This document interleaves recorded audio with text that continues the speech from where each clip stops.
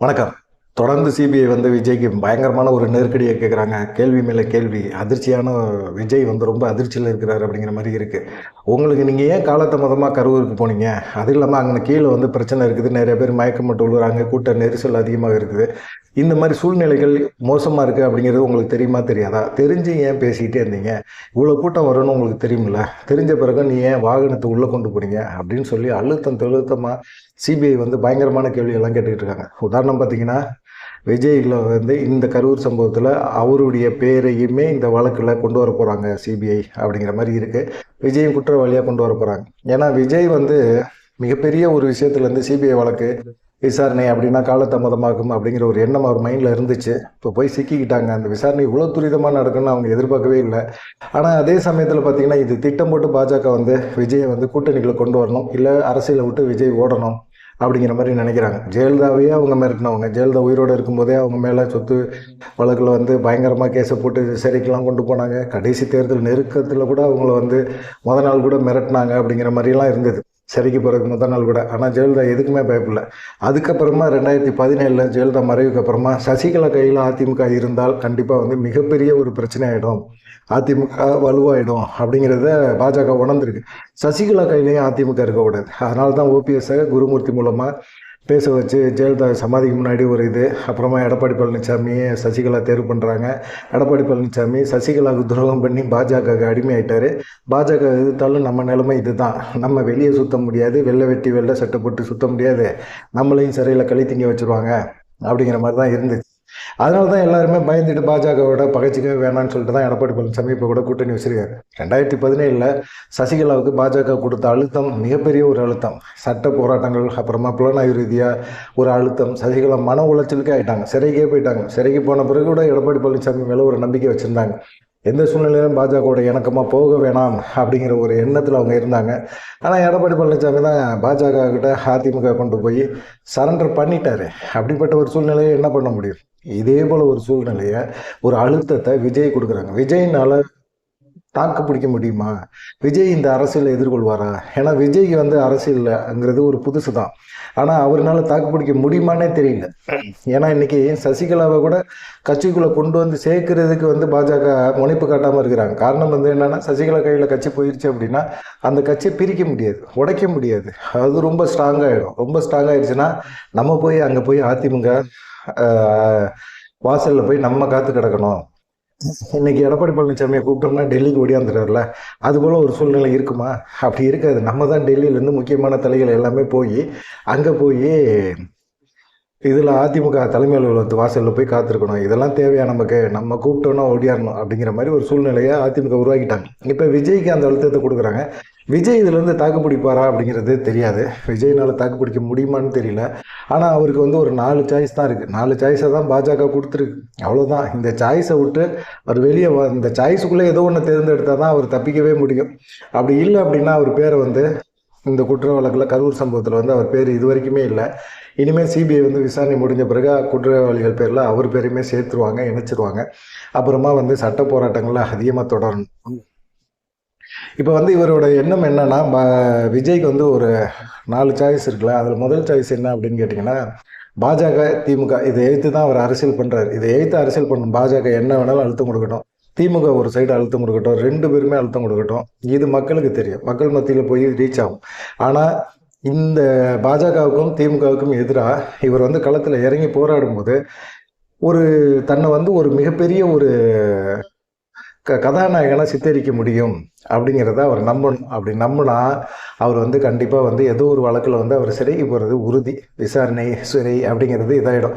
சிறைக்கு போனாலும் பரவாயில்ல, நான் வந்து தமிழகத்தில் ஒரு மாற்று சக்தியாக நான் இயங்க போகிறேன் அப்படிங்கிற ஒரு எண்ணத்தில் மட்டும் இருந்தார் அப்படின்னா கண்டிப்பாக வந்து சிபிஐ, அமலாக்கத்துறை, வருமான வரித்துறை அப்படின்னு சொல்லிட்டு பயங்கரமான ஒரு அழுத்தங்களை பாஜக கொடுத்து ஒரு நீண்ட ஒரு சட்ட போராட்டத்துக்குள்ளேயும் போயிடும். அப்புறமா கைது அப்படிங்கிற மாதிரி ஒரு தீவிரமான விஷயத்துக்கு போயிடுவாங்க. கைதுங்கிறது இப்போ நடக்காது, ஆனால் வந்து தேர்தல் முடிஞ்ச பிறகு நடக்கிறதுக்கு வாய்ப்புகள் இருக்குது அப்படிங்கிற மாதிரி இருக்காங்க. இதுக்கெல்லாம் விஜய் தயார் அப்படின்னா வந்து தவிக வந்து ஒரு மிகப்பெரிய ஒரு அரசியல் இயக்கமாக தமிழ்நாட்டில் கால் ஊன்றும். இது ஃபஸ்ட்டு சாய்ஸ். 2வது சாய்ஸ் என்னென்னா, பாஜக நினைக்கிறது, ஏடிஎம்கே நினைக்கிறது எல்லாமே நினைக்க ஒரு விஷயந்தான். அவங்க வந்து என்ன நினைக்கிறாங்கன்னா, முழுசாக அரசியலை விட்டு விலகிறது, விஜய் விலகிடணும். அரசியல் விட்டு விலகினா அரசியலுக்கும் நமக்கும் சம்மந்தம் இல்லைப்பா. எப்படி ரஜினிகாந்த் கட்சி ஆரம்பிக்கிறேன்னு சொல்லிட்டு கடைசியில் வந்து இல்லை நான் அரசியலுக்குள்ளே வரல, நீ ஆளை விட்டுருங்க, கொரோனா பயம் இருக்குது அப்படின்னு சொல்லி ஓடி போனார். அதே போல் வந்து விஜயும் அரசியலை விட்டு ஓடி போடணும். விஜய் அரசியலை விட்டு ஓடி போனார் அப்படின்னா அவரை நம்பி அரசியலுக்கு வந்து அவருடைய ரசிகர்கள் என்ன நினைப்பாங்க அப்படிங்கிற ஒரு எண்ணம் வருது. கட்சி நடத்துறேன்னு சொல்லிட்டு தானே வந்தார், அவரை நம்பி தானே நாங்கள்லாம் வந்தோம். இப்போ வேறு கட்சியில் வந்து நிறைய பேர் விஜய் கூட சேர்ந்துருக்கிறாங்க, அவங்கெல்லாம் என்ன நினைப்பாங்க, இப்படி தான் நடிகர்களை நம்பி போனால் நடுத்தரில் விட்டுருவாங்க அப்படிங்கிற ஒரு பேச்சு வரும். விஜயை நம்பி நம்ம இறங்குனது தப்பு அப்படிங்கிற மாதிரி ஒரு ஃபீலிங் வந்துடும். ஆனால் ரசிகர்களும் சரி அவருடைய ஆதரவாளரும் சரி ஏமாற்றப்படுவார்கள். அதனால் வந்து விஜய் வந்து அந்த முடிவு எடுக்கிறதுக்கு வாய்ப்பே இல்லை, அரசியலை விட்டு விலகிறதுக்கான வாய்ப்பு இல்லை அப்படிங்கிற மாதிரி ஒரு சூழ்நிலை இருக்குது. யாரோட ஒருத்தவங்களோட காம்ப்ரமைஸ் ஆகணும். மத்திய அரசும் சரி மாநில அரசும் சரி விமர்சனம் பண்ணுறதில்ல. ஒன்று மாநில அரசு விமர்சனம் பண்ணாமல் விட்டுறணும். ராகுல் ஸ்டாலின் இவங்க கூட்டணி, இது திமுகவோட கூட்டணி. இந்த கூட்டணி ராகுல் காந்தி ஏற்கனவே அனௌன்ஸ் பண்ணிட்டாரு, திமுகவோட கூட்டணி தொடரமிட்டாரு.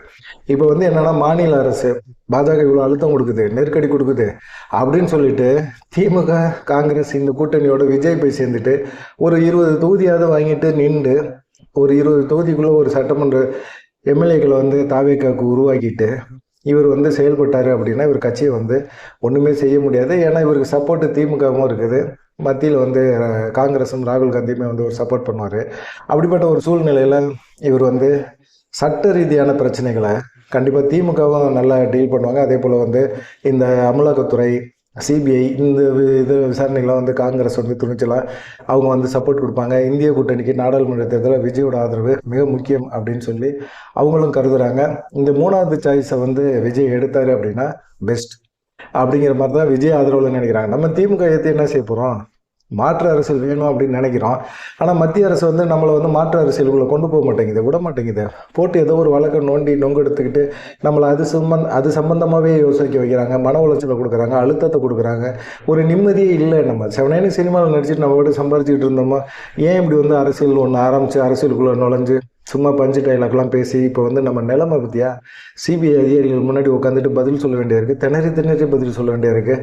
அவங்க கேட்குற கேள்விக்கெல்லாம் நம்மளால் பதிலே சொல்ல முடியலையா, எங்கேருந்து தான் இவ்வளவு கேள்வி எடுத்தாங்கன்னே தெரியல, இவ்வளோ கொஸ்டினாக கேட்குறாங்க.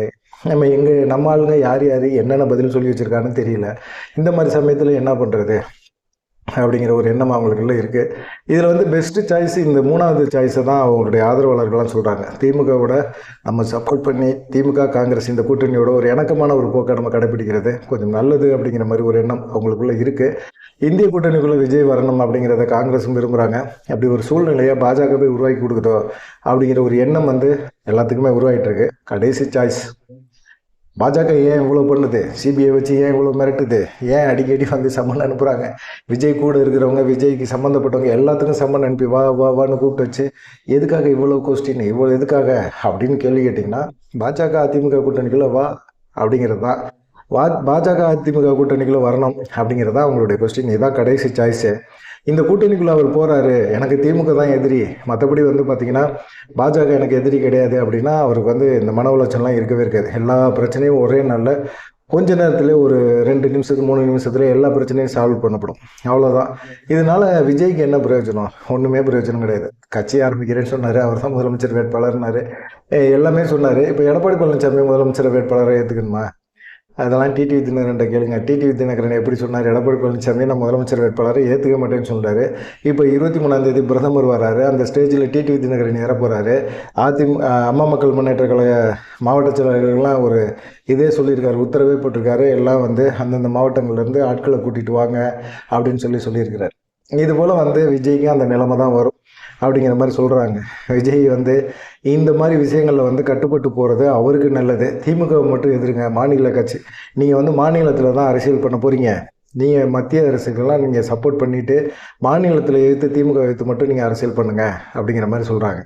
விஜய் திமுக எதிர்த்து அரசியல் பண்ணலாம், அதிமுக பாஜக கூட்டணிக்குள்ளே வரலாம், விஜய் முதலமைச்சர் வேட்பாளரை ஏற்றுக்கங்க அப்படின்னு சொல்கிறாங்க விஜய் தரப்பில். ஆனால் பாஜக என்ன சொல்கிறாங்க அப்படின்னா எல்லாமே தேர்தல் முடியட்டும், தேர்தல் முடிஞ்சோன்னா யார் அதிக பெரும்பான்மையில் வெற்றி பெறாங்களோ அவங்கள வச்சு சில காய்களை நவுத்தி விஜயா, எடப்பாடி பழனிசாமியா, இல்லை டிடிவியா, இல்லை அண்ணாமலையா அப்படின்னு முடிவா அதுக்கப்புறமா எடுப்போம். இப்போயே எடுத்துக்கிட்டு இப்போல்லாம் ஒன்றும் குழப்பமே வேணாம், நம்ம பாட்டுக்கு நம்ம வேலையை பார்த்துக்கிட்டே இருப்போம், விஜய் வந்து ஓகே சொல்லுங்கள் அப்படின்னு சொல்கிறாங்க. விஜய்க்கு நெருக்கடிகள் அதிகமாக கொடுக்குறாங்க, அது பயங்கரமாக இருக்குது.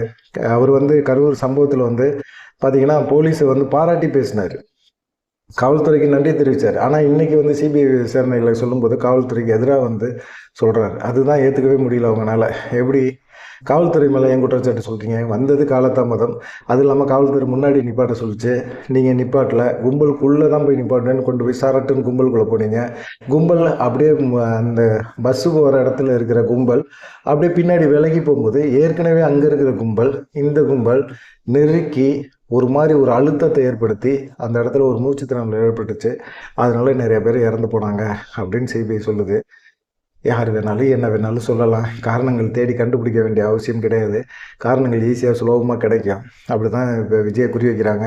சசிகலாவுக்கு என்ன நடந்துச்சோ 2017 அதுதான் விஜய்க்கு இப்போ நடக்குது.